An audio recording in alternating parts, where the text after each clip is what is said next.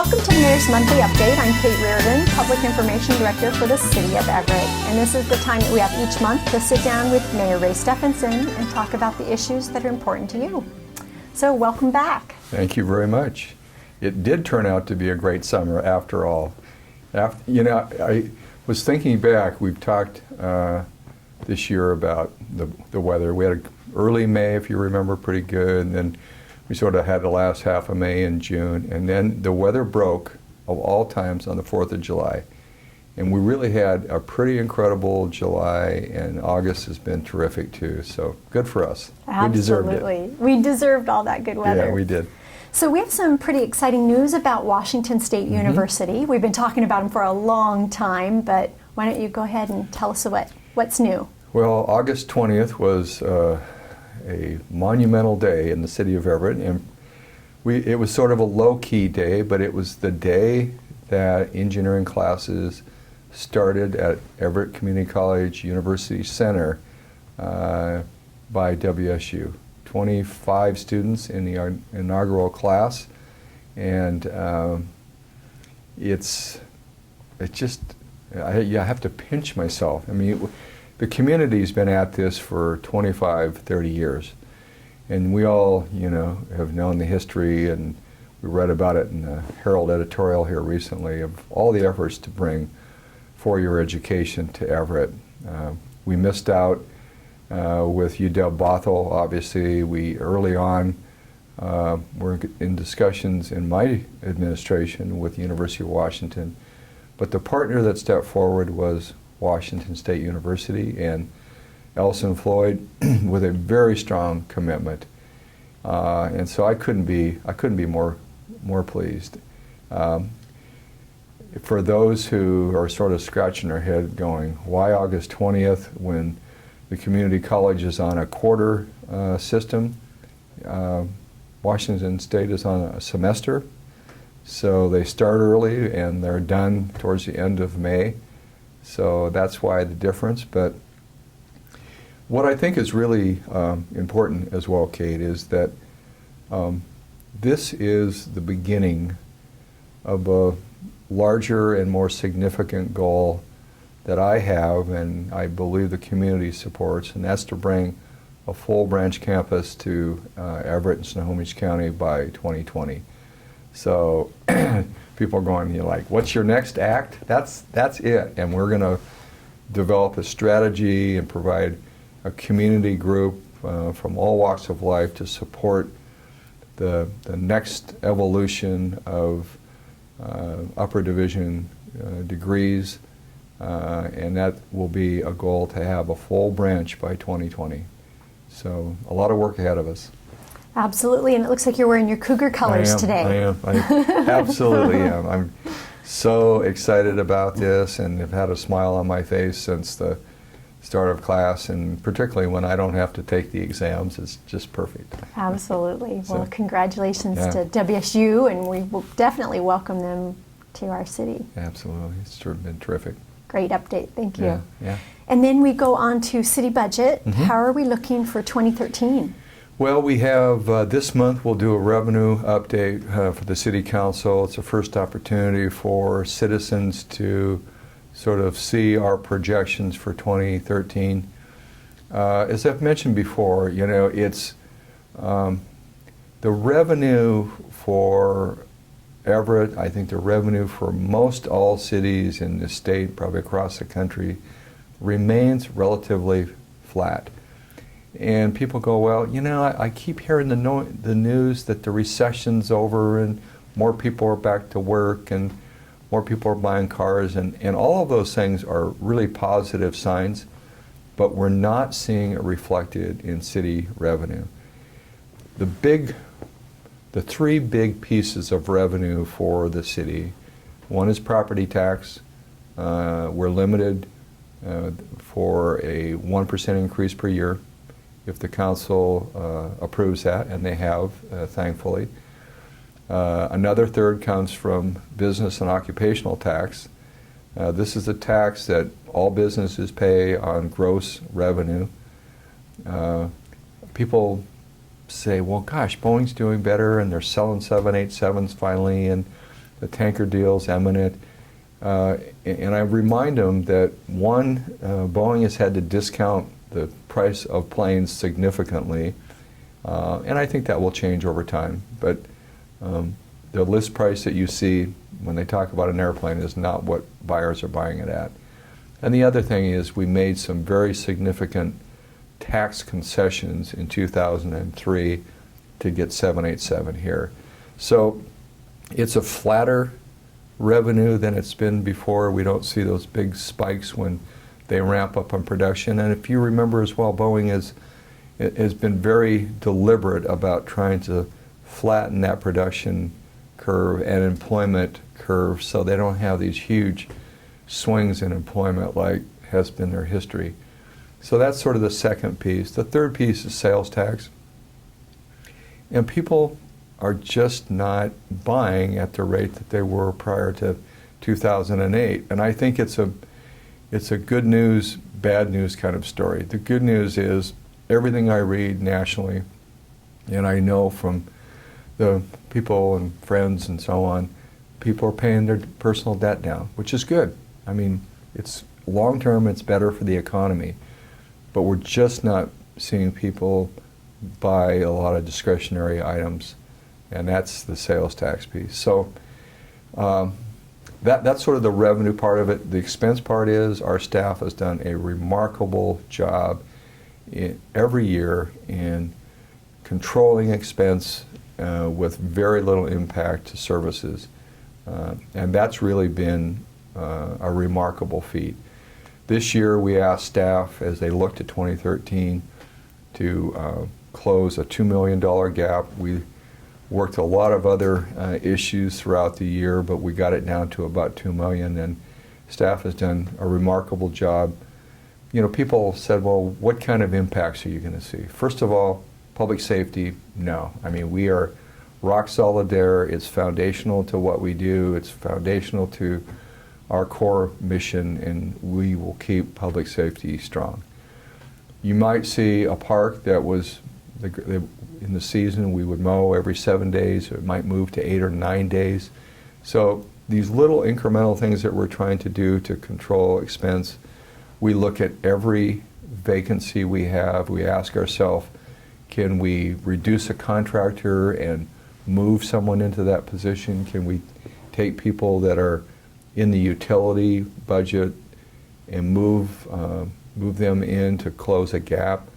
You know, a lot of creative ideas go into closing that, but we will present a preliminary balanced 2013 when we talk with the council in September, and we'll talk about what those specifics are at that time. I don't want to give too much of a preview before we talk with them, but staff's done a great job and we're ready for 2013. Great, and so that budget address will come probably within the month, right? Well, it's first a revenue update, so you'll get a sense of what what our revenue projections are and expense projections. The budget address will come end of October, early November, and then there'll be a series of public hearings. The council will consider those, and then ordinance has 3 readings, obviously, so it should pass middle of December. So we'll be ready for the first of the year. Great. Yeah. All right. Thanks for the update. You're welcome. And we will be right back after this message. A few moments is all it takes for life to come to a screeching halt. At 20 miles per hour, that person has a 95% chance of living. A person struck at 40 miles per hour has an 85% chance of dying. Pedestrian deaths are senseless and preventable. Police are strictly enforcing safety laws. Slow down, be alert, be street smart. Welcome back to the Mayor's Monthly Update. Earlier, we talked about WSU opening their first class here in Everett, and also the budget update and moving into 2013. And now we're going to talk a little bit more about the Waterfront Plan. We've been talking about that quite a bit over the last several months, but it's really as a result of Kimberly-Clark closing, right? Yeah, and I think back to that time, and we really, as a sort of a reminder to everyone, we worked over a year with Kimberly-Clark and prospective buyers for the mill. There was great hope that we would be able to keep the mill open. The union made significant wage and benefit concessions to keep it open. And unfortunately, and really unfortunately, they weren't able to find a buyer. So now we're in a situation where Kimberly-Clark is going to sell that property. That's really the core of the central waterfront plan. There's some adjoining properties, but for the most part, that's the purpose. In February, I asked the council to pass a moratorium. I was concerned because of early interest in the property that without proper planning, we might get an unintended consequence down there that we would all say, gee, how did that happen? And the issue here, and it's a delicate balance, Kate. We've got a private property owner, a business whose responsibility it is to shareholders and to make a profit, and I respect that. And the city has this huge responsibility around land use planning. And we're trying very hard to meet that right balance, and I think we've done a good job so far. It hasn't been without a few hiccups, but that's okay. So the council, at my request, passed a moratorium in July.